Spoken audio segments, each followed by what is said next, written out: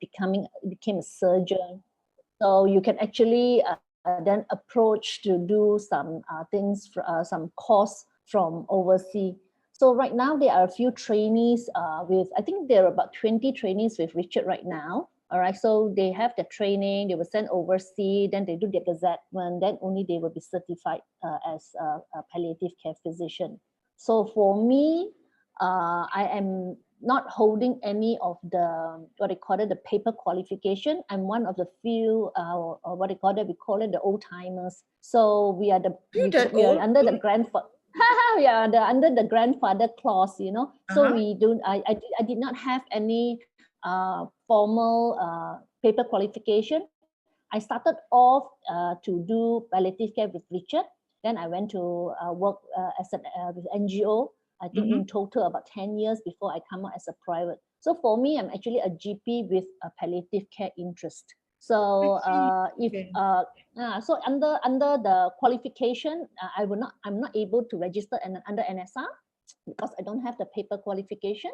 But because of my experience over the last 16 years, people are recognizing that I'm actually the expert in this field. So for those who are interested, I think the best person to actually approach is actually Dr. Richard Lim, for he able to guide you. So for now, we have palliative care in almost all the major cities in Malaysia. Yeah, so most of the major hospital, like general hospital, have a palliative care team there to support the community. Who is Dr. Richard Lim? Dr. Richard Lim is he's actually the head of palliative care in Malaysia. He's actually practiced in Selayang Hospital. So we all started off in Selayang Hospital. I mean, for ministry, yeah.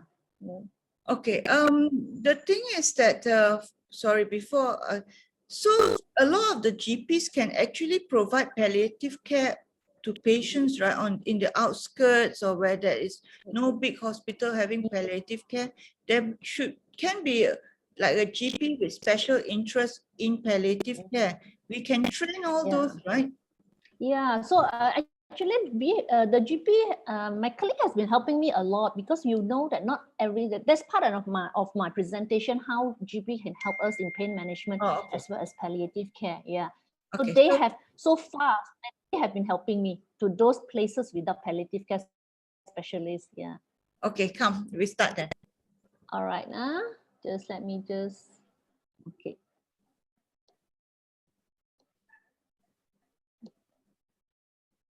Okay. Good evening, everyone. Thanks for coming to this webinar, and I'm Felicia. So I think some of you may have heard about me or know me for quite some time. I think I have a few people who are here that they say they know me. So what I'm going to do is, how can general practitioner help palliative care team, or what is their role in cancer patient and their pain management. So I'm speaking it from experience, because when I was doing locums in a few of my friends' clinic when I was a bit younger, I also feel some challenges when dealing with cancer patient. So most of the time when I see them, I say, oh, I'm a bit fearful of handling them, and say, okay, why not I give you a very simple pain management, but would you like to go back to your own oncologist? And if you have a palliative care physician, to go back to them. So what are some of the roles of GP that they can play in supporting our cancer patient in the community? So what I'm going to do is just going to give you two major roles that I felt personally that will be able to, the GP can help with their own patient, right? So we have a very classical example of someone having a cancer, a metastatic cancer. Then they present with something new. For example, you have cancer, then you were undergoing treatment, then you finish your treatment, you were well. One day you have a pain, you go to the GP and say, oh, you know, doctor, today I actually have my pain over the back. The initial assessment, of course, the GP was a bit suspicious that it could be a cancer that have already recurrent and gone to the bone.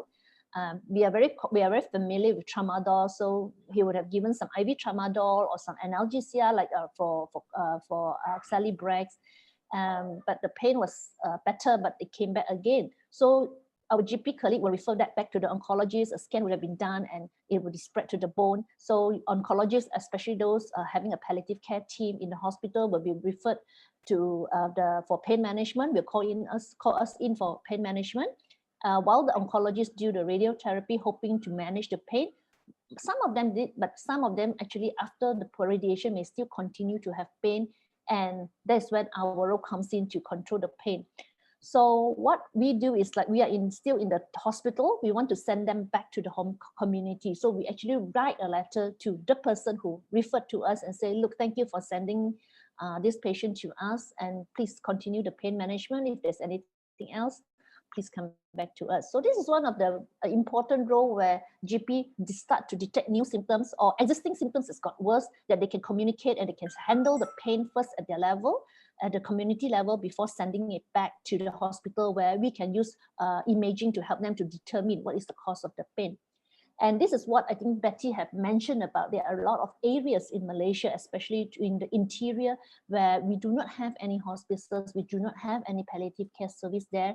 And thus what happened is like, I always find it hard to send patients back to the kampong, you know, or the small town, because I know the access of medication is very limited and the GP or the community may not know how to handle it. So we have one patient that was admitted to the hospital for increased ICP from brain tumor. Okay, then she was actually from JB, but he came to KL because he was visiting, and then he ended up with us, have severe pain. We did a scan, and then it actually shows that the brain tumor has gone bigger, but we are not able to give the radiotherapy because he already have completed a course of antibiotic for radiotherapy. So patient was given some injectable morphine because he's not able to swallow anymore.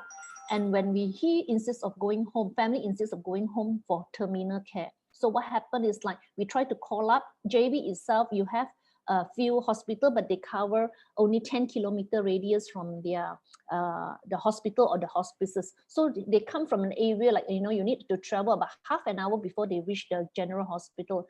So that is where I call out to GP. You know, I have community of GP take, and I reached out to the MP-CAM or MPCN. I can actually write into the Facebook and say, look, my patient is going back to GP. Is anyone willing to help me? So somebody will PM me, somebody will give suggestion. I will communicate with the GP, telling them what to do. So basically, I have a good discharge plan to tell them what are the medication, how to titrate the medication, and send them under the GP care. So the GP will continue to communicate with us. If there's some, I think one of the problem with communities, they won't be able to get morphine, injectable or oral. So the patient's family will come to collect from us, where we supply it to our existing patient, and the GP will help us to actually continue to monitor until the patient dies. So I felt that the second role, that which is extremely important, in how can we then, how the GP can help us to be able to take care of the patient, especially they are from areas that they don't have any palliative care of hospice. Because GP have, we can see GP in every state, in every city, in every kampong, there is someone there to be able to be the liaison person that I can send patients. So for my personal experience is detecting new symptoms as well as transferring patient to a state with no hospice, and GP has been extremely helpful. My colleague has been extremely helpful to me till now. All right. So what we're going to go into the proper. So I'm going to introduce a little bit about palliative care and what are some of the model of care that we have in Malaysia, and of course pain management, and how can then the GP help us in providing pain management in the community. So there's a lot of definition about palliative care. WHO is very long. So what I'm going to do is to simplify it. It's actually the main thing is to improve the quality of life of people having life-limiting illness by managing the pain and other symptoms as they approach end of life, and also give them some psychosocial support. So quality of life is very subjective. You know, for me, quality of life is having meaningful life. Some people may not have that. They just want to have pain-free. So you have to ask your patient, what is the quality of life that you want to achieve, and see then how, as a healthcare provider, how can we then help them to achieve that? So just let me see. Okay. All right.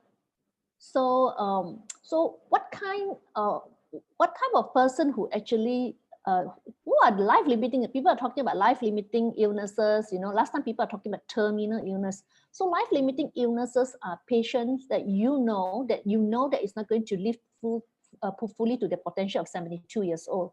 For example, if somebody having a very advanced cancer, you know that they're not going to live very long. Somebody who have motor neuron disease, they are declining, they will not reach the age of the normal death age that we have, right? So anyone that have life-limiting illnesses requires some level of support along the way, and I think this is where we can help them. So then the question is always, oh, Dr. Felicia, when can we refer to you? Who can we refer to you? So when can we refer to you? Because you're lagging. Of life care when they are dying, or some people say that, can you hear me? Can you hear me better now? No, it's fine. Can you hear? All right. Yeah. All right. So when to refer? I mean, like some say that, you only refer during end of life care when they are dying. A lot of misconception that palliative we are dealing with people who have life-limiting illness, different stages of their disease trajectory. So then how do you, can you hear me? Yeah. How do you refer? Yeah, I think my internet connection is a bit poor. All right. So this is what we call as a surprise question. So the question is, would you be surprised if the patient will die in the next 12 months or so? So if your answer is yes, then it's time to refer to palliative care team. So you have a patient there with you. Do you think he's going to live the next 1 year? If not, then this is time to refer to us. When I started off with NGO, I was with different hospices throughout. I think two of the major hospices when I was practicing. People always said, "Oh, we didn't know about hospices. We didn't know about palliative care. How do we? If we do not know how, then can we reach out to this NGOs or this hospital for palliative care services?" So how do you know where to get help? So in Malaysia. So Ministry of Health in public hospital, most of the hospital, the tertiary hospital have palliative care. For example, we are talking about in KL itself, hospital UM we have, UKM we have, Selayang we have, IKN we have, Putrajaya we have. Then we have UM is under education, UKM is also under education. So other state is the same. So like Hospital Ipoh, we have one palliative care specialist there, the Penang, Perak covers, okay? So Johor, unfortunately, we don't have anyone yet. I think there's someone visiting. So there will be always someone to handle. So who is the person in Ministry of Health who's actually taking care of palliative care patient? It depends on how interested they are in palliative care. Some hospital surgeons are in charge. Some hospital physicians are in charge. So it really depends on the hospital. And hospices, we have a lot of hospices in Malaysia. Majority of them are they cover only 10-kilometer radius from their offices. So for example, in KL, we are very blessed. We have about 5 of them. So we have Hospice Malaysia, we have Aspect, we have RCC, we have Klang Hospice, we have FHL, we have from the NGO part. So we also have from our side, from Beacon Hospital, we have a home care team as well. I think Sunway is also doing a home care team soon. So another commonly person who practice palliative care, provide palliative care is actually GPs. A lot of my patient friends are actually practicing some kind of palliative care service to their patient in their own setup. So it is actually quite, it's not that hard to find palliative care support in in Malaysia. So what do we do? People always talk about palliative care. So what do you think we do? Of course, our bread and butter is actually pain and symptom management. A lot of people who are initially not at end of stage, oncologists will refer to us for pain first. They find that it's when a palliative care team are involved, the management of pain is a little bit improved because we actually use our drug because we know our medication quite well. So we provide counseling for family members who are especially new to the disease, or not all people. Not all patients diagnosed at stage 1. Some patients are diagnosed at stage 4, and when they come with a very short diagnosis, people are lost. So our role is to counsel them, to guide them, to tell them what to do. sometimes they didn't know, should I go to oncologist? I'm having pain. It was like, I don't trust what people are saying. So sometimes some knowledge and information, we can actually guide them as to get which specialty to see first.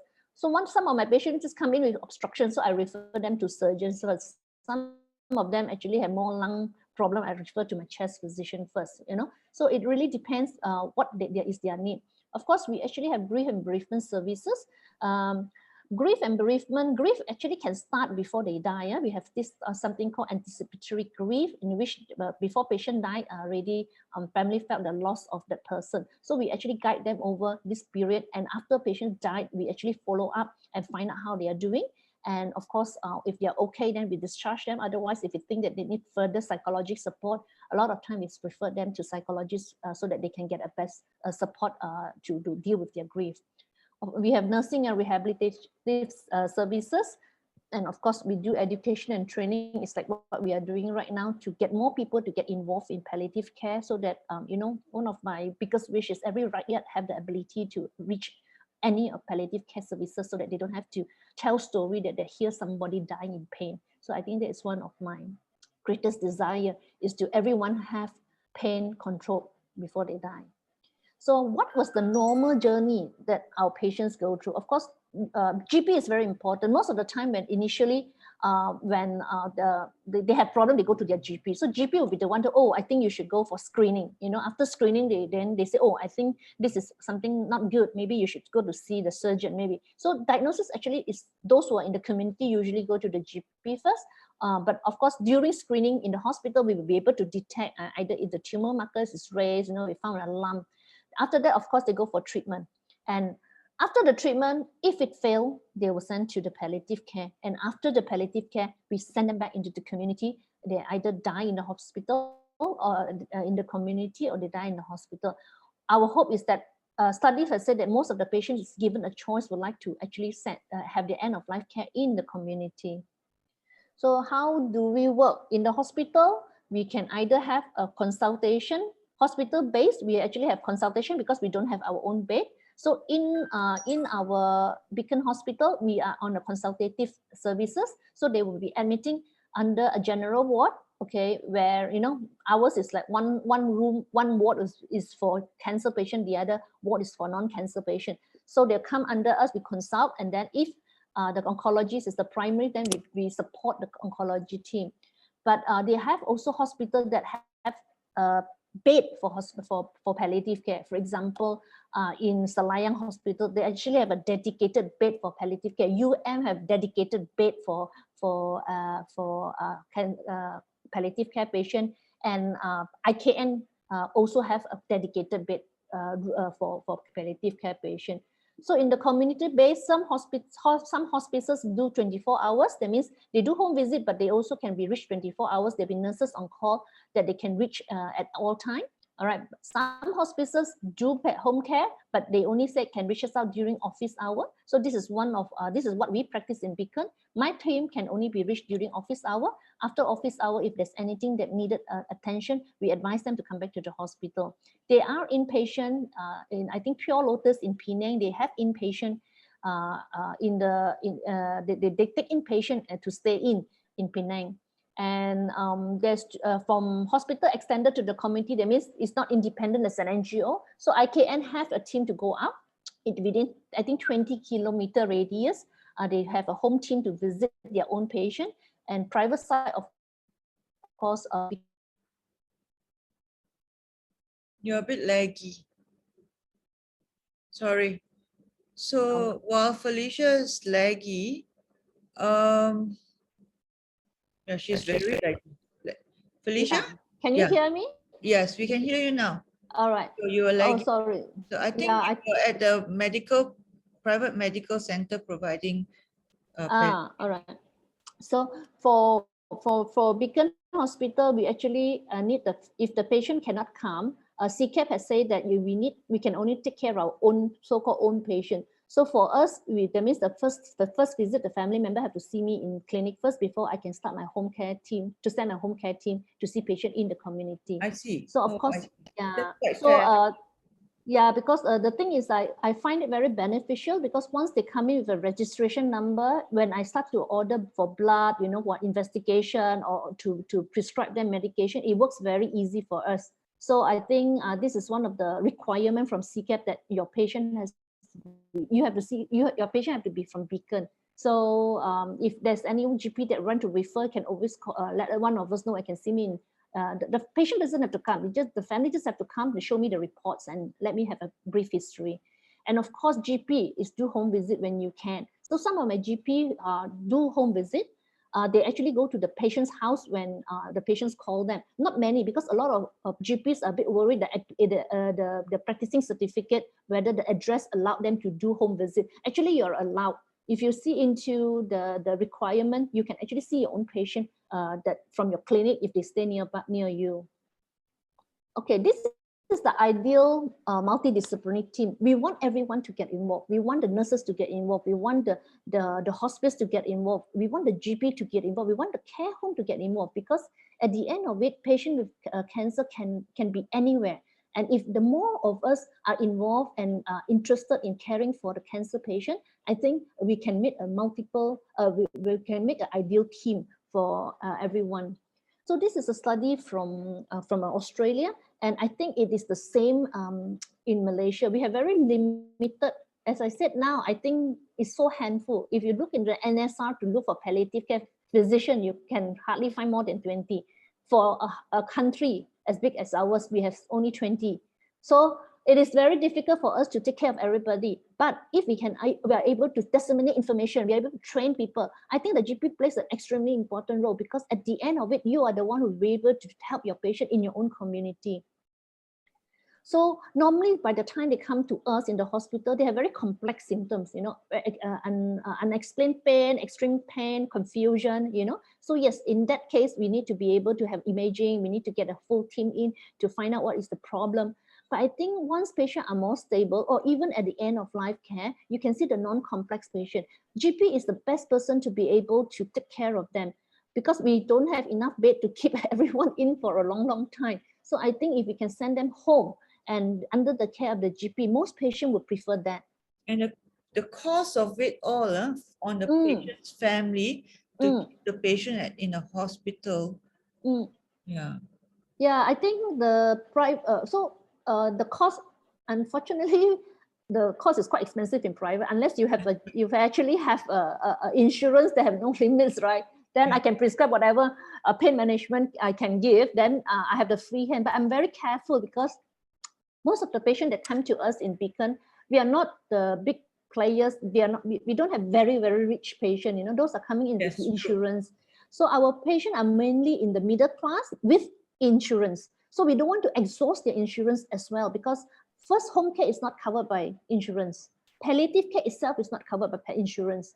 But palliative care is not covered by insurance. No, none of the insurance is covered. Overseas insurance, yes, but not Malaysian insurance. So that's our limitation, is how can we then still able to help our patient with pain management when they cannot afford. All right. So a lot of time we do what we can in the hospital, because we send them to CSR. We write in the insurance, we actually write pain management. Pain management is covered.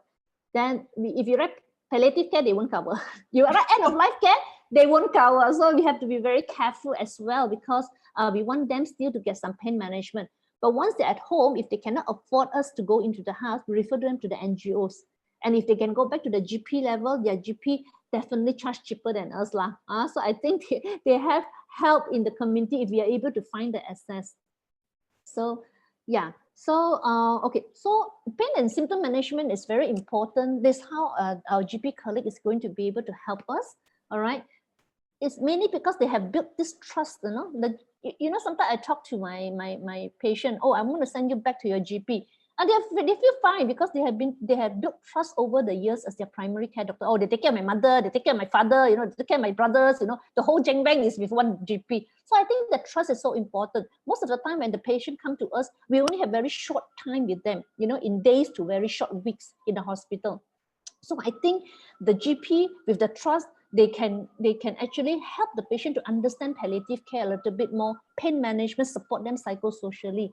So they can also give information. They can tell them where to get, just like what I've shared, where do they get palliative care, where do they get the pain management. And they can be the liaison person for patient and the hospital team. For example, when patient goes to the community, if they're not under my home team, I don't know after that what happened to them.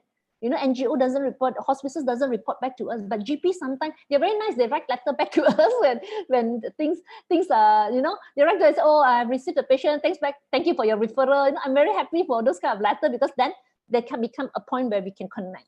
Actually, can even WhatsApp. Sometimes we are so easy with our numbers these days.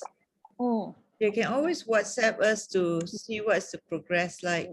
Yeah, but I don't look for other job for like you lah, for other people lah.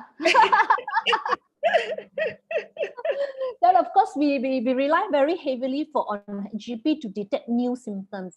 You know, patient who's breast cancer, you know, suddenly cannot walk. This is an emergency. We call it spinal cord compression, right? GP will have the first person. They first will go to the GP and say, hey doctor, I have pain yesterday. You know, yesterday I cannot walk. Then they set an alarm and GP will send it back to us as soon as possible. Or, you know, sign of symptoms of hypercalcemia. And more importantly, after patient died, GP can help us to continue to support, because the other family members still go back to see GP, ma. You know, oh, how are you? You know, your dad passed away a few weeks ago. How are you coping? You know, so they become a very good family support for those of my patients' family who have lost their loved one. Okay. So this is one study that I've done some years ago. It is an online study, and I want to find out among GPs, what is their concern about palliative care? All right. So actually, we have about 128 respondents, and the survey was for about 2 weeks. So these are the three group of close group that I actually asked and put on the survey. So if you look into some very basic question. So if you look into the first one, actually, what would you consider is your main barrier for providing palliative care? It is the lack of skill and knowledge about palliative care. And this can be learned. The best thing is that it can be learned and it's easily learned. You already have the basic being a doctor, right? Probably you need to read a little bit more about pain management. I'll give you the CPG towards the end of the course, the pain management. Just read more. Don't understand, ask. You know, there are people who are willing to teach. And you see, if you look, lack of interest is only 3. There are actually people who are not interested, which is fine. You know, people have choices. But those who are interested, they actually want to learn, reach out, then we can give more talk. We can actually teach more. And they said they prefer palliative care to be in charge. I think this is when the symptoms become very complex. Right? They do not know what to do. But as I said, we can give you a good discharge plan so that you can follow up with what we do. And what are the challenges that you face? The one that pain management actually is not very high. It's only 15%. It seems that they are very quite okay with pain management already. They just need a little bit of fine tuning here and there. But I think one of the things that they find it hard is actually end-of-life care. And it's not surprising because end-of-life care can be quite distressing. They have quite distressing symptoms. Unfortunately, I'm not going to talk about the end-of-life care symptoms here. I'm just going to concentrate on pain and pain management. And if you look into the workshop, what would they like to know? You see, they want to work as a team. And this is what we want to, you know. If we can work as a team, you know, how much can we help our patient? All right. So this is my suggestion for my GP friends who are here today. All right. You already have a clinic set up. Okay. Do not be afraid to deal with pain. You know, don't understand, read about it, and you can focus on it. For those who can go out, you know, you have a community of patients that need your help in the community. Sometimes I understand because I actually asked my colleague who said, "Hey, why don't you go out?" He said, "Oh, I cannot lah. I go out 1 hour go, 1 hour come back. I have 20 patients waiting for me in clinic. How I will have a what do you call that? My income will be affected because I go out and see 1 patient, but 20 more patients waiting for me. So I think maybe what you can do is like set up once a week, you know, for a certain hours just to do that home visit. It may be very helpful, especially if it's near your clinic, right? So you can visit home nursing home. A lot of our patients are actually in nursing home. It's not that the family didn't want to take care of them. They have limited resources. They have to work. They don't have the expertise. So some of my GP are making rounds in a nursing home to help with the symptom management. So let's go into cancer pain management. I think, as I said, it can be, the information is all in the CPG, but I'm just going to go through very briefly about cancer pain management. we actually know that pain is very common in our cancer patients population. So at all stages, is 53% of them actually experience pain in all stages. But when they have advanced or metastatic cancer, almost we found that almost 89% in our own Malaysia palliative care unit, almost 90% of them have pain. And most of this pain are undertreated.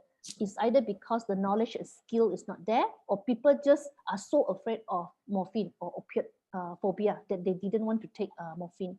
So what could be the cause of pain? Everybody think, oh, the pain is caused by cancer. Yes, but how? You know, it can be caused by the tumor, the size of it, the bulk of it. You know, that can cause pain.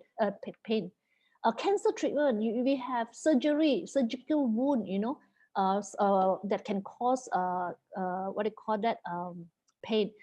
Chemotherapy, those with platinum base, they can have neuropathic pain. It's a long-term what do you call that pain, and this doesn't go away. Radiotherapy can cause fibrosis. It can actually cause necrosis. Those causes pain. And of course, a lot of people say, oh, alternative treatment doesn't cause pain. One, I have my experiences. They also cause pain, you know, but they didn't. They will think that the pain is good for them. That's a different, you know. So when you're going for alternative treatment, it causes pain. I'm not putting down any alternative, because I also believe some of them are very helpful. But a lot of time, the words that they say, you know, you have to endure the pain, because when you have pain, that means you are alive, and then you should go through the pain, because that shows that my treatment, no pain, no gain. But sometimes when you have, oh my God, I never heard that. you have a stage 4 advanced disease, you know, you have existing tumor that it will not go away. But asking patient to endure the pain is actually quite cruel and quite unethical. Of course, we have metastasis that has gone infiltrating to the nerve, lymphatic system, brain, is spread to the bone. All this actually causes pain. So our role is to find out when the patient is having pain, where does the pain comes from this list. So pain can be somatic, it can be neuropathic. Somatic organs, it can be a hollow organ like visceral pain. You have gastric, it's a visceral pain. You have liver capsular stretch, it is a visceral pain. You have a colicky pain, it is a visceral pain. So musculoskeletal, it is your bone, it is your muscle, you know, you have a skin nodules, those causes pain. Those are the somatic pain. You have a neuropathic pain. It can be central, it can be periphery. Basically, the pain description is a bit different. So what are the different causes? So some of the musculoskeletal, you have a fracture from the bone tumor, okay? That causes musculoskeletal pain. You have, when you are immobile, the muscle gets very stiff, there's musculoskeletal pain. And I've already explained visceral and neuropathic pain. So the message is pain history is extremely important, because each of these pain require different medication. Morphine doesn't work for neuropathic. Okay, we're losing you again. Your line is quite laggy.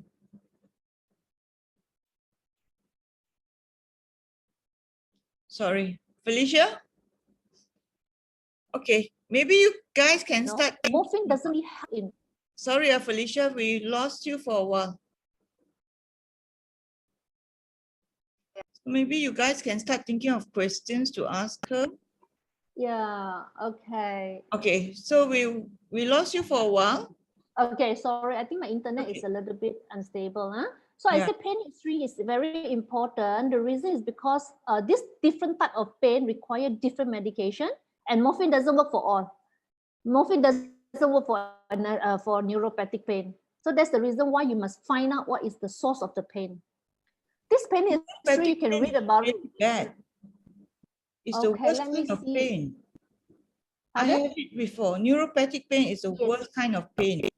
Yes, I had this nerve impingement due to a cyst in my spinal cord. I went through hell. Yeah, neuropathic pain is not that easy to treat as well. Yeah. So I think the main thing is like the whole thing about pain history is to find the source of your pain and treat it. So you can read about this later. And how do we assess pain? It's good to have a very objective measurement of pain. So this is a pain score. So we use this visual analog scale.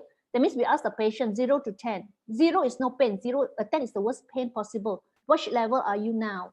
So what we can do is like we can close the upper part of the numbers and tell them the picture. Just show me which picture and correlate it to the numbers. So let's say if I point to the last picture, it is 10 over 10. If I point in the middle blue, it is 4 out of 10. So this is important because when we start our analgesia, we want to see how effective it is. All right. But some auntie don't know what, no. Some uncle I say, what are you talking about? What is 1 to 10? I don't understand what you're talking about, right? So, auntie, today if your pain is 100%, after medication, how many percent it reduce lo? Then you take as a guess lo, you know. 細痛啊、大痛啊、中痛啊, you know, you ask about mild, moderate, severe lo. So you can use your own way, but this is a standard that we use in the ministry as well as in a palliative care setup. It become our 5th vital sign. So of course, this all you probably will know. We do whatever we need to determine the source and type of pain, and we do simple blood tests. So hypercalcemia can cause severe bone pain. You know, if your calcium levels is increased, it is an emergency, especially those patients with squamous cell carcinoma, with actually bone metastases. You know, so they have a tendency to have hypercalcemia, and if there is a hypercalcemia, we treat it, the pain will come down. Simple X-ray will tell you about fracture, ultrasound, liver capsular, and then PET scan if necessary to see whether the disease has progressed elsewhere or cord compression. So when you find the cause of the pain, the question right now is, can you treat it? So if you find that it is a fracture, if you can fix it, fix it. Whatever that can be fixed, please fix it. But if those patients, like for example, I have a patient with headache initially, we cannot fix the cancer anymore because he already received the radiation. So we can only treat the symptom. So if you cannot treat the cause, please treat the symptom. So not everybody think that, you know, once you're in palliative care, it's all morphine. It's not really true, because if let's say patient have a fungating wound, I still refer to my oncology colleague for radiotherapy. Some of them actually can do well with surgical debulking or chemotherapy to reduce the tumor burdens, thus reducing the pain. For bone pain, NSAID is very good, COX-2 is very good, bisphosphonate is very good, but be very careful because I have seen polypharmacy. Patient comes in with Acoxia, Voteron, and a Voteron gel. So actually patient ended up with upper GI bleed. So a lot of people felt that, you know, your Voteron gel or your NSAID gel doesn't cause a GI problem. It does, because it still gets absorbed into the blood system even though you apply it. And don't forget, when patient applied it over the skin, it's not that one dot, you know, they go to sapu all over the body. So the surface area of absorption become very high, and they actually end up coming in with gastritis. Be very careful on NSAID. If patient is on steroid and then you give NSAID, then the chances of GI bleed is much higher. So make sure that you cover with PPI. And neuropathic pain, of course, like what Betty have mentioned, the nerve pain is it's not easy to treat, but we have a lot of medication that we can use. Okay, I will show it to you later. And tumor pain, opioid is still the best, and NSAID. So this is a WHO ladder. So when patient comes to us, if they have mild pain, I don't start morphine first, you know, I start with non-opioids, PCM, you know, I start with NSAID, you know, I start with adjuvant like, you know, neuropathic. I have a patient that came in yesterday, 2 days ago, with severe neuropathic pain over the thigh because there was a compression over the nerve. I didn't even start her on opioids. I just put her on gabapentin and her pain is relieved. So it's not necessary to start every patient with opioids.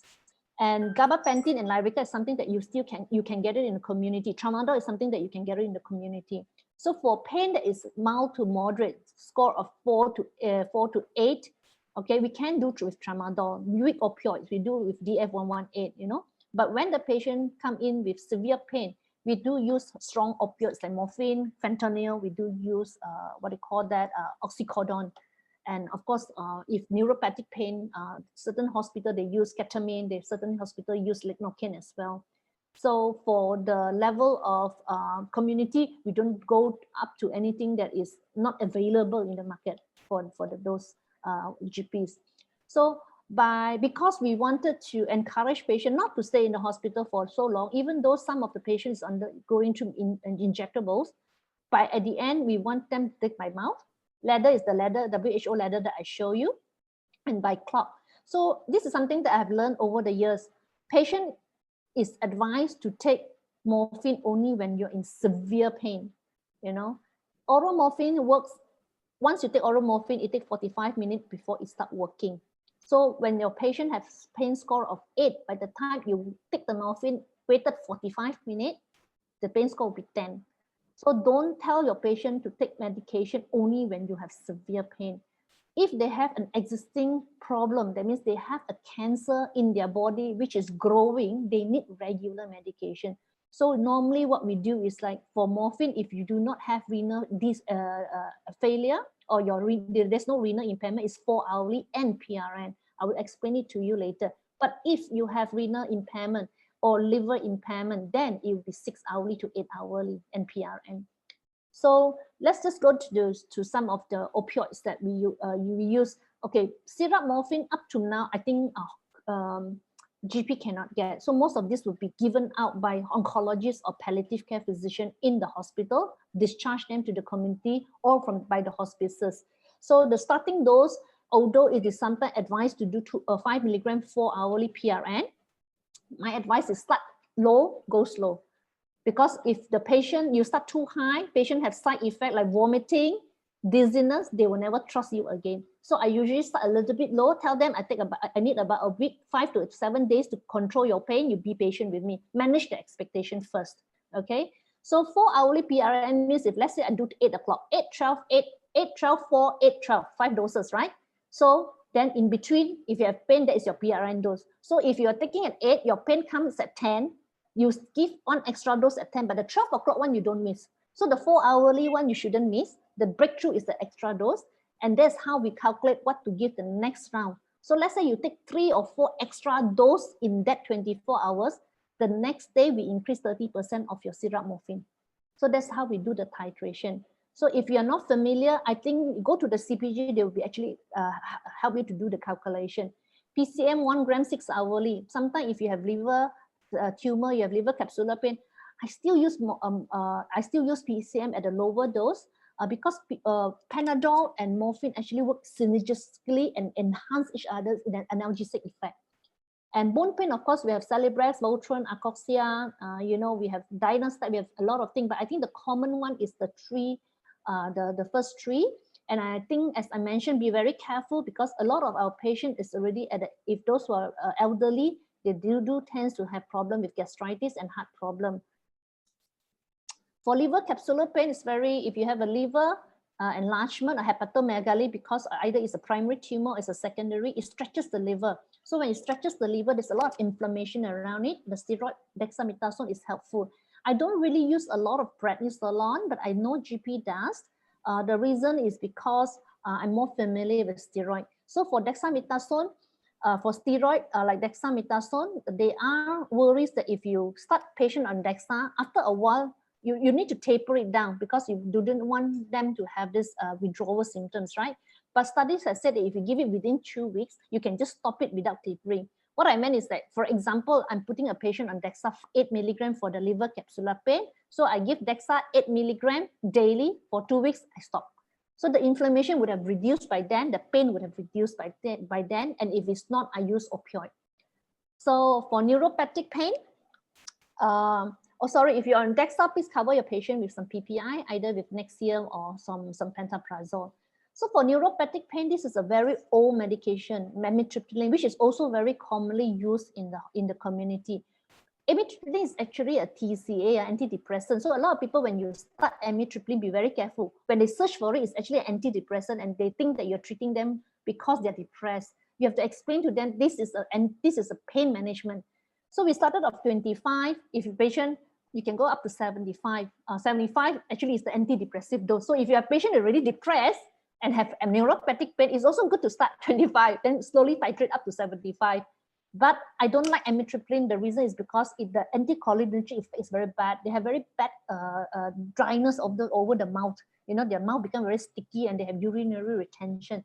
So I prefer to use newer medication like gabapentin and Lyrica.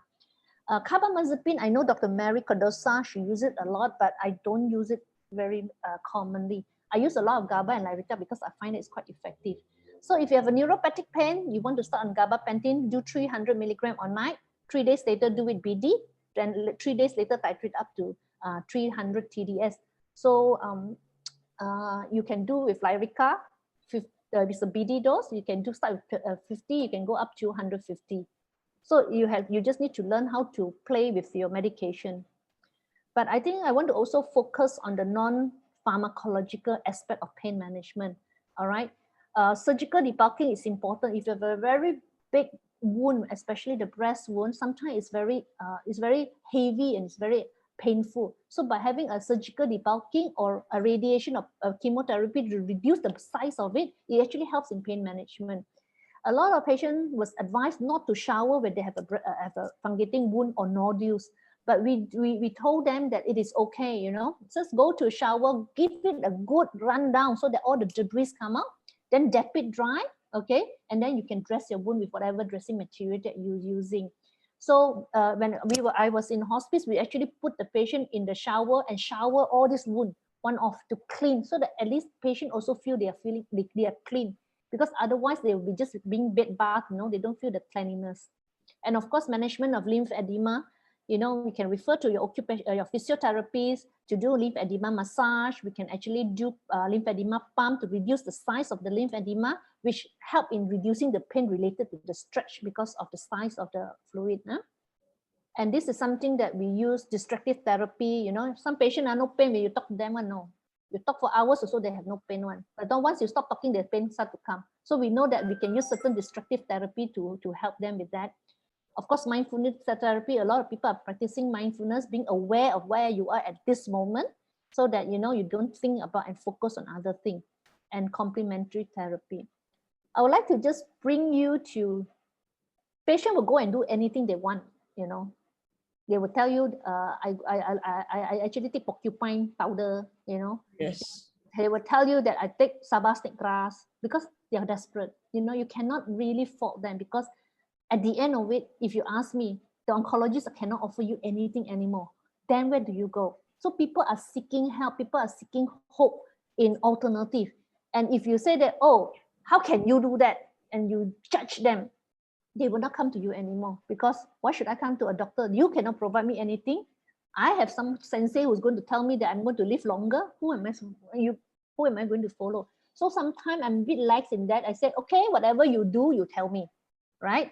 So that I know whatever you do and I know what I do, so that my side effect I can tell you, but I cannot tell you the other side effect. So if things are happening and I know it's not from my side, my medication, it could be from your medication, then you have a choice to stop it or not. You know, so we know herbs can actually cause a lot of liver failure. We have problem with platelet. So that's the reason when they said, oh, doctor, can I take my chemo with my porcupine or whatever? I said, oh, ask your oncologist, but we advise not to, because we do not know the interaction between them. But things acupuncture, I find it is very useful. My colleague, Dr. Kun, actually do acupuncture. She do it, it is a dry needling. It is not, I don't think so they really follow the meridian, but they have their own set of acupuncture point, and it helps in the neuropathic pain and muscle stiffness. But we are all very, very careful before you advise a patient to proceed with acupuncture, make sure that platelet is okay. A lot of patients are on antiplatelet. A lot of patients have thrombocytopenia related to the cancer. So if you have bleeding tendency, you pop, then massive bleed. So be very careful what you advise. And of course, a lot of things are coming up with medical cannabis. Okay, it helps in pain and it helps in relaxation. And I believe a lot of the GPs are also very interested in medical cannabis. Learn more about it. As I said, I'm very open-minded. Learn more about it, so that if there is any way, but it is illegal in Malaysia. All of you know about it, but it is in the community. I have patients showing me opium also in the community, get from China shop, one of the medicine shop.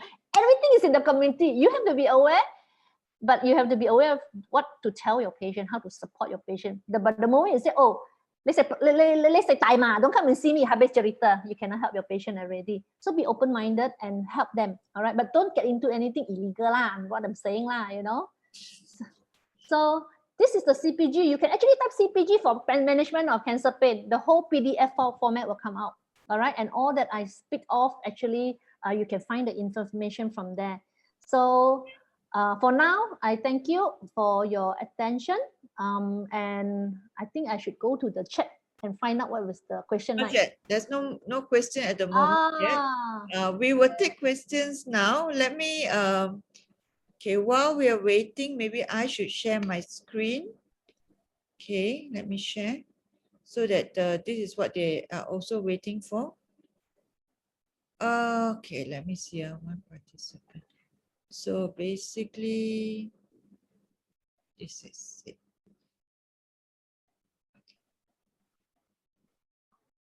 Okay. So this is the CPG. This is the CPD point. You can scan. If you scan, you use the MMA event app. Okay. From the event app, you also can scan. Felicia, we get 1 point. So then after which go to scan QR code. Okay, done. Yeah. Okay, I'm also done.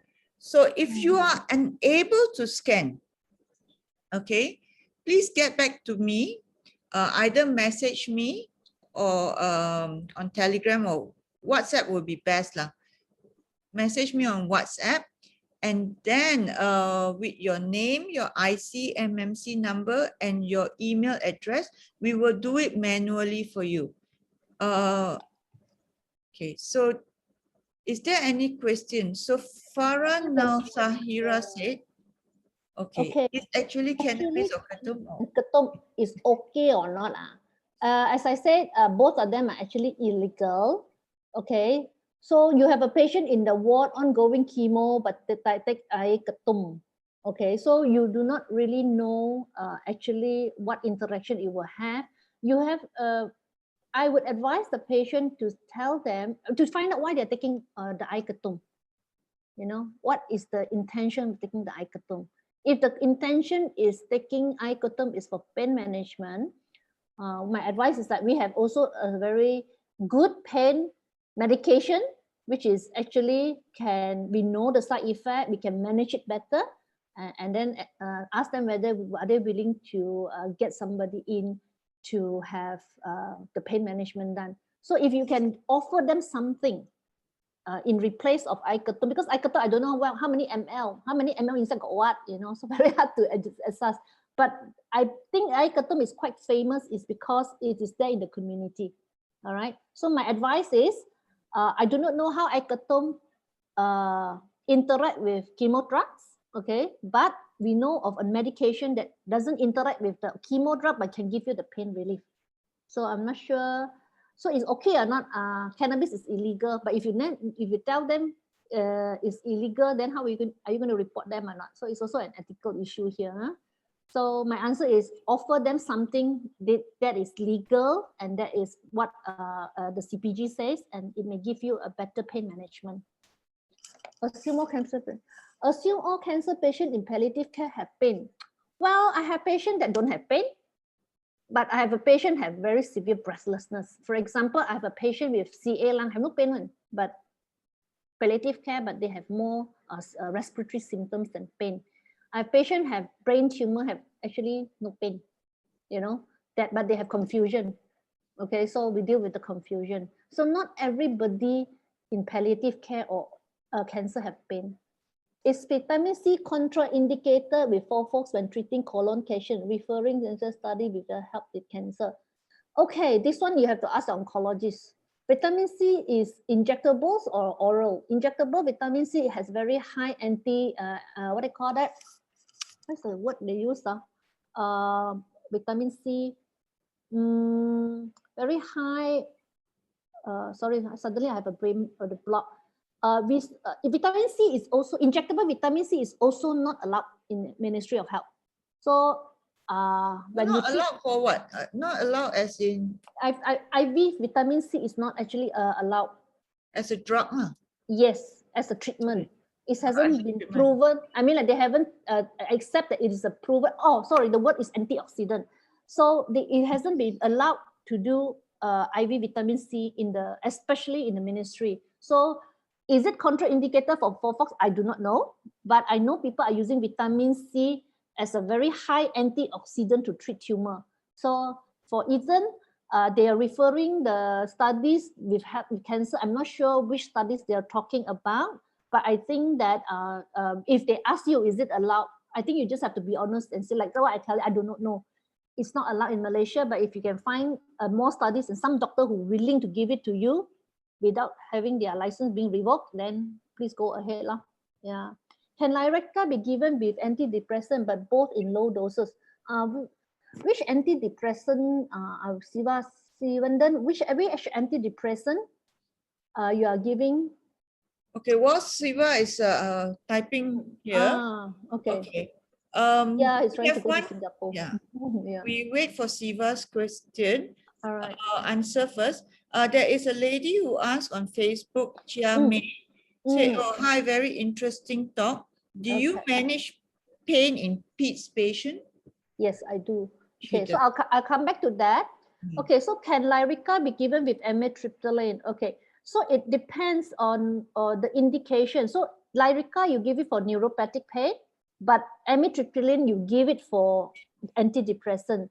You can give it together, and both of them have neuropathic property. But the side effect of that means your antidepressant is already a 75 milligram, right? Siva, because amitriptyline only have antidepressant effect when it is 75 milligram. And by the time you have 75 milligram, you may actually take off the Lyrica already. You don't need two to control the neuropathic medication. So you don't have two medication because both have side effect. So you want to remove one if the second, like antidepressant, is working in the neuropathic pain. Yeah. But if you want to use both those, it doesn't, you just have two drugs with two different side effects. So you don't want that. Yeah. So Okay. come back to the pediatric side. Yes, my special interest in pediatric palliative care. I'm very involved in PEDS palliative care for a long time. So what we do with pediatric palliative care is actually those calculations. All right. So if you actually look into the CPG, we have like 0.1 milligram per kilo per dose or something like that. So we do according to the weight. But sometimes what I do is when my patient is in pain, for example, if my patient has solid tumor, I have a young child with very rare 4-year-old girl with very rare liver tumor, and she's really jaundiced. So people are worried, oh, you give morphine, then your liver function is not very good. Actually, I said, you know what, when patient is in pain, you deal with the pain. So I titrate. I sit down there, I give 1 milligram. Okay, how is the pain?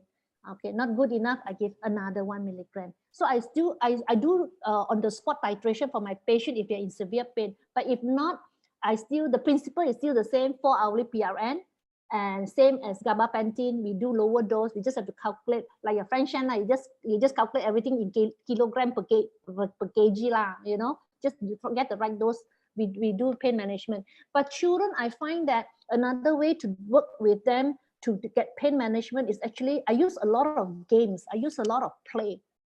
Distractive therapy, it works fantastic with children. I have a patient, I think probably she's about 9 years old. I use Barbie doll. You play with her, no pain one, Okay, then you have to know what Barbie you get to play also, right? I also get to play. So for boys, I used to have sandbox with soldiers, and I use a lot of art therapy to find out what is their concern. I use a lot of crayon. I use a lot of what do you call that? Play therapy, art therapy, music therapy with the children. I think adult we can work with that as well. Just that nowadays a bit hard to find out about that. Your job is you need to be very strong for your job to be a palliative doctor. I feel. I think children one is very hard for me. When I first my first baby died, the 4-year-old girl who have hepatomegaly died. I actually broke down. I tell my boss, the time I was working with one of the NGO, I tell my boss, I don't want to do pediatric already. Give me adult. I don't want to do pediatric already. So I ran away to China for 2 weeks. Cannot tahan, cry like mad. Then God said, hey, if you don't do, who's going to do? Because you're the few pediatric palliative care physician that can help them. If you don't do and you don't train, who's going to do it? So say, come back and do again. So I've been seeing children as well. Okay. Would you like to know any criteria? If that's a surprise question that I spoke about. If you think your patient is not going to live for the next 12 months, okay, you can refer to us. And palliative care depends, life-limiting illness is a very broad spectrum.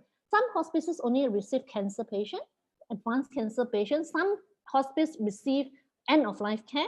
A lot of the hospital accept end of life care, but for me, I receive patients that we know the prognosis is not very good, even though they are non-cancer. So if I have a patient have a very severe heart failure, which I think that they have prognosis less than 6 months, I will see them. Okay, if I have an MND patient, so I have a lot of patients with motor neuron disease, I have a lot of patients with liver failure, heart failure, you know, all the failures, organ failures, you know, and also have very, a geriatrician has been referring for very advanced dementia, you know, so there's a lot of counseling about whether we should tube feed them or not. So a lot of talking to the family, trying to understand why did they, you know, patient is there, but they are not there, you know, that's the counseling coming part. Talk to them what is the importance of this, if that's what they want. My NMD patient, actually, one of my patients say, don't tube me when I cannot swallow anymore. But the family said, hey, you're going to die of hunger. She said it's okay. So we actually respected her wish.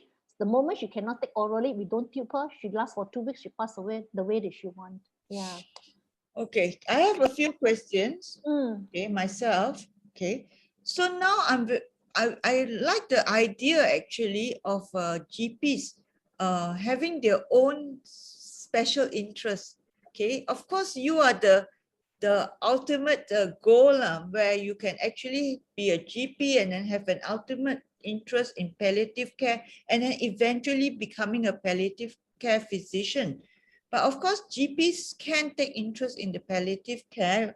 Like I say, do they need to know or understand a lot of oncology diseases? Well, I mean, like, it's very helpful. Okay, my experience is when I was purely a palliative care. So I was trained from Selayang, I'm a palliative care. NGO, I'm a palliative care. So my view is very narrow. You know, I never believe in radiotherapy for stage 4 disease. I never believe in chemotherapy for stage 4 disease because I said people are already so charmed already. You know, you still give chemo when patient is have less than 6 months of prognosis. You know what I mean? But when I come to Beacon and start to work with the oncologists, I try to understand why are they actually still giving chemotherapy when they're stage 4. Okay. And knowing why and seeing it happening in front of me tells me that my views are very narrow. So Yes. understanding the oncology part is important. All right. For example, I have a patient that comes in with spinal cord compression. Without the radiotherapy, she will be paralyzed.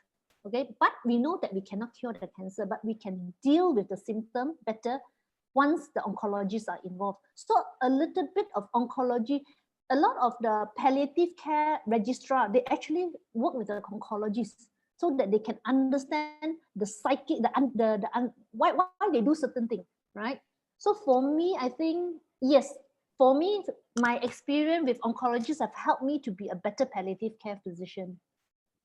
Okay, another one is actually, what is your view on euthanasia? Very, very hard things to answer. Yeah, because I'm very Okay. interested because I feel like I believe in it. Okay, I don't. Oh, I you think, don't? yeah. The why would I say that is because I believe, because a lot of patient comes to me and said, doctor, can you give something for me to end my life or not? Right? It's a very common question that I get to I get to ask a lot of time during, in a week I probably get 1 or 2. So the question I would like to ask them is, why would you ask for euthanasia? And I find that most of the time, it is because they're in pain or they have some kind of symptoms that are not being controlled. So they find that it is a lot of suffering during that they have to endure at the time. So it is actually a call for help. So my question to them is, if I can control these symptoms, would you like to end your life? I can tell you 90% of them will say no. They just want their symptoms to control. So someone asking for euthanasia, the first thing is a red flag to say, please help me. Nobody is listening to me. I am suffering from pain. I'm suffering from depression. I'm suffering from symptoms. Please help me. So that is my stand. How about the other 10%? They really felt that the problem is the existential suffering. That means they said, you're useless already. You know, why am I being a burden to myself? Why am I being a burden to my family? So that is when the counseling come in, you know, to help them to find meaning even within the suffering. So you know that euthanasia first of all, it's very easy for us to say, oh, Malaysia, it doesn't allow, it just, we brush it away, But I think at the end, when someone is asking for euthanasia, is the question you want to ask them is why? Why are they asking for it? And if within that question, why is something that you can provide pain management, symptom management, psychosocial support, and they can help them to endure the suffering. You can never take away the suffering. We are not them. But if we can at least help them to take one step nearer to be happier, to be more comfortable, I think that will actually stop. Not say stop, they'll still think about it once in a while, but they will not think about the euthanasia. So personally, I don't believe in it. It's because I think we have undertreated or missed out a lot of the symptoms because we brush our patient away. I see. I don't see it as such. I see it as what do you say that? As a choice. Yeah, a choice. Anyway, coming back to another thing is actually we're talking about opiates. Of course, their life is shortened, but will they get addiction or not? The reason I ask you is because 5 years ago, when I actually had a tumor, which is actually sarcoma, and I had a massive operation done, I was in a lot of pain, and I developed a craving for Petidin. Okay, even when I was discharged, I felt like I would like to go back to the hospital for Petidin. So do your patients act in that way? All right. Petidin is addictive. That is the reason why Mary Cardoso, so Dr. Mary Cardoso is the first pain specialist in Malaysia, and she used to be my boss, and she hated this medication because it is addictive. You can get addiction out of it. Right? Yes. But for opioids, not so much. Petidin, and you have, I think the reason is because I think Petidin is easily available in KK and everywhere. All right, and then the problem is like they actually go from one need to get Petidin, right? Because it's not much of you are having pain. The pain. Sorry, you're very laggy. All right, I think my yeah, that's right. Your internet is not stable.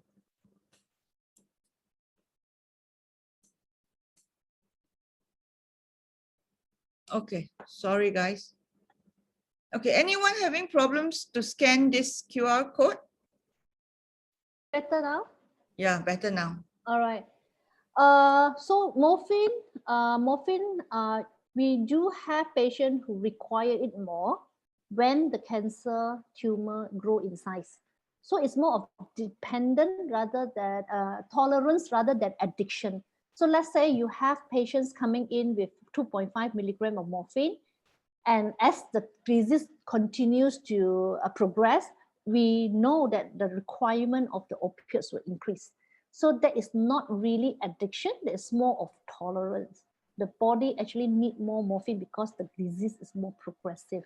But I cannot deny that, some patients take morphine to sleep because they just want to sleep off and they didn't want to suffer the pain. So I think in just not only the drugs, you also have the psychological support that you need to give it to your patient when you start patient on opioids. There's a question here. What are the types of morphine? So we have short-acting morphine. We have sustained-release morphine. So short-acting morphine, we have the liquid form. We used to have tablet form, but it is no longer available. So morphine liquid formulation depends on hospital. For my hospital, 1 ml is 1 milligram. For most of the Ministry of Health hospital is 1 milligram. 1 ml is 2 milligram. So when you give morphine, you have to really read up the label because it can be 1 milligram with them and 1 milligram with ours is different. All right. Then once we know the stable dose of morphine, for example, in 24 hours, you have 40 milligram of morphine over 24 hours, the liquid morphine. You want to change it to a long sustained acting morphine called MST. All right. So you can do 20 BD with still 5 milligram PRN. We have oxycodone. So the things that you normally heard is Stargin, OxyContin, Oxytagin and Oxycontin, both of them are oxycodone. There's a long-acting. Oxynorm is the immediate release opioids. We have fentanyl. Fentanyl comes in injection, also in patches. So patch, we have 12 microgram, 25 microgram, and 50 microgram. When you start someone on fentanyl patch, be very sure you already titrate them, start them on morphine and know the dose, because I have seen a lot of doctors being patched 25 microgram onto the patient and they actually end up with OD, overdose. Start low, know their morphine requirement. Conversion rate, you can find it in the CPG. Normally, if let's say the patient requires 60 milligram of morphine in 24 hours, you divide by 3 is about 20 milligram fentanyl patch. And patch works every 3 days, and you can only change it every 3 days. And we have, what other opioids? Oxycodone, yeah, oxycodone, morphine, fentanyl. These are the 3 most commonly available in Malaysia. Okay, so we'll take the last question. Sivadan asks, do you tell relatives that the loved one has a certain number of months to live? Yes, I do. You do? I tell patient as well. Okay, Yeah. how do you gauge? Huh? Yeah, so we'll know, that's why the oncology part, knowledge about the oncology is very important. So you must know your cancer's disease trajectory. By the time they come to us, most of them are already at the stage 4 disease. If they're in the stage 4 disease, they have 3 to 6 months to live, depending whether they are on any oncology treatment. Things like targeted therapy is actually helping patients to live longer, 1 or 2 more years longer. Some immunotherapy actually help the patients to live about 5 years longer. And it really depends whether you're on ongoing treatment or not. So if my patient have stopped treatment and I know beside the cancer, they have other problems. For example, it is a metastatic disease.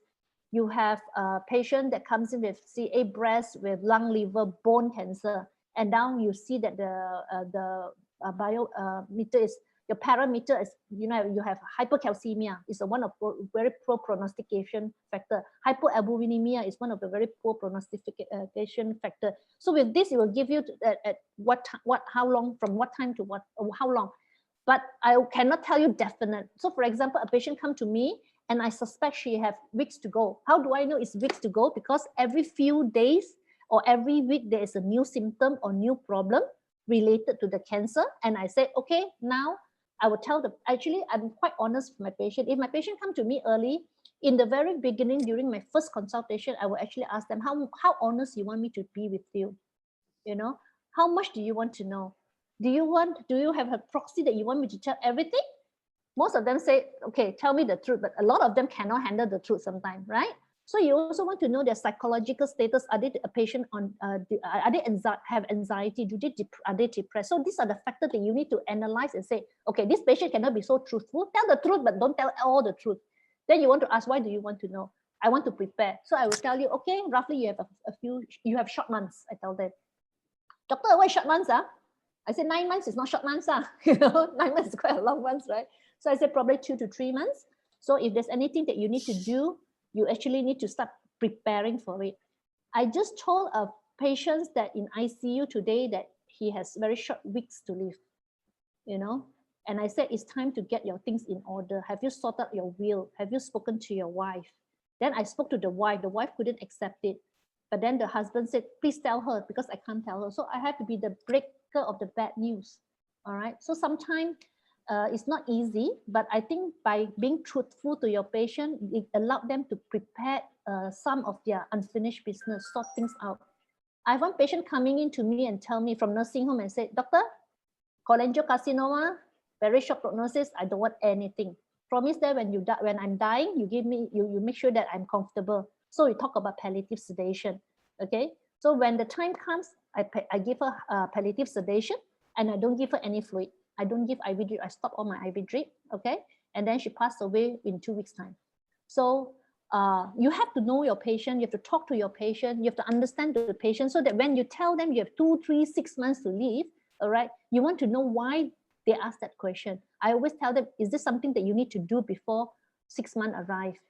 So most of them, they say, oh, old people no, nothing to live lah. But I said, well, do you want to do some recording? I have a patient that we did recording for them in Beacon. Patient know that she's dying. I said, would you like to leave anything for your children, for your wife? So we actually arranged the marketing side to do recording for her for the last. So it's a secret thing that we do with him. He said, give to them only after I die. Oh, okay, lor. So we actually did a video for different messages. So sweet. Yeah. So That's she so sad. so he actually give every message in the video to the wife, to the son, to the sister, to the daughter-in-law, to the daughter, to the grandchildren, and we took out some of the photo from the handphone to make it into a small presentation.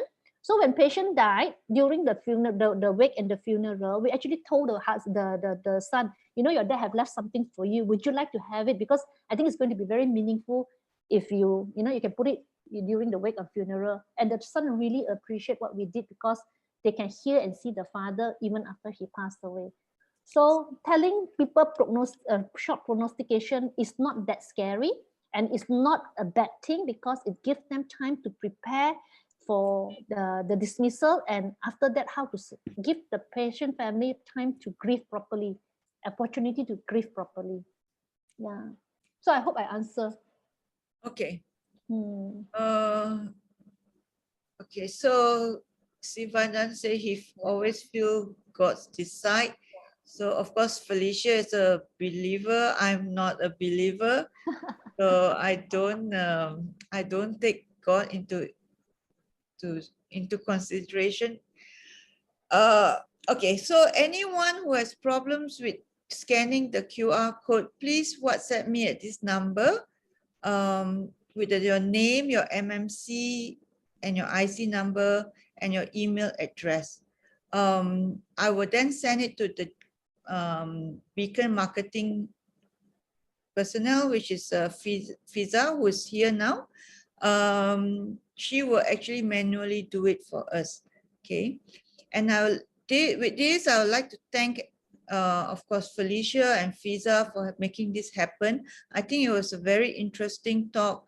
It actually opens up our mind and also our heart, and also how our perception can change with the more we learn, the places we, patients we see, and really I feel that Beacon is doing a great job with patients care, not just treatment, but overall patients care when it comes to cancer therapy, in terms from A to Z, in terms on family service and acceptance of death, which I think a lot of people would not touch on, even in patients with cancer and doctors treating cancer. We have something. Okay, so we are going to go to another session of CPD next month. We have 4 CPD points to give out, and this time we are collaborating. Beating Heart is collaborating with Sunway Medical Center. So I see you next week again, and Beacon is keen to collaborate with Beating Hearts again, maybe after August, because we have full sessions up to end of August. See you, Felicia. I'm sorry I can't give you the cake tomorrow because the cake sent to me a bit smashed up, you know. Don't worry. Thank you for your thoughts. Okay. Good night, everyone. Thank you, everyone. Okay, bye-bye. Bye, guys. Bye. Thank you so much.